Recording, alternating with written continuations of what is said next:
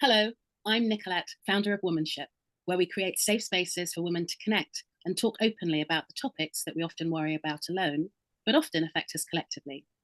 Our next event in the A to Z of things women don't talk about is B for Burnout. It takes place on November the 26th in Amsterdam and online on December the 3rd.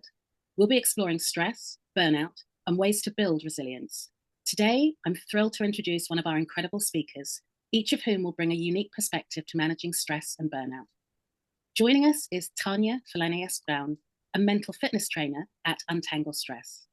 Her approach helps people's understanding of what's happening in the brain and body as we go through the different stages of stress, equipping us to recognize and manage it more effectively.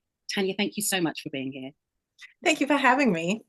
So I was fascinated by your job title. Can you explain a little bit more about what you do? Absolutely.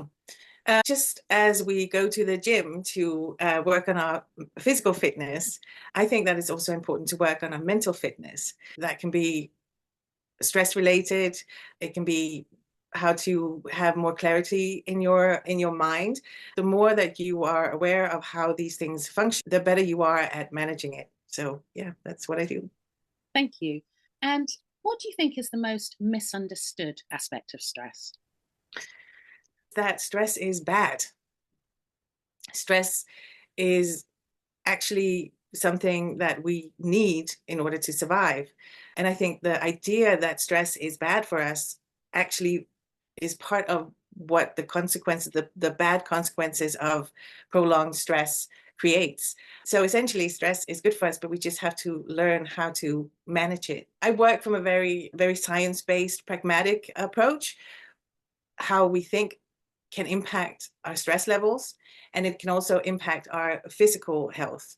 So when we look at stress, we can't do it without taking into account the neuroscience. Why do you think women should come along to either the in-person or online events? Well, there's a lot of talk about stress and burnout these days, and the numbers seem to be rising. The more awareness we have of what it exactly is and what are ways that we can take care of ourselves better and be more mindful of how we ourselves influence our stress, the better we can handle it, both on a personal but also on a societal level. There are so many reasons why we should pay attention to these things and want to learn these things as adults, especially when it comes to stress. But it just takes more focus. How important is it to you learning how to deal with stress? I think the sooner you become aware of one, it's normal, and we all have areas where we are less knowledgeable in or something that we need to learn.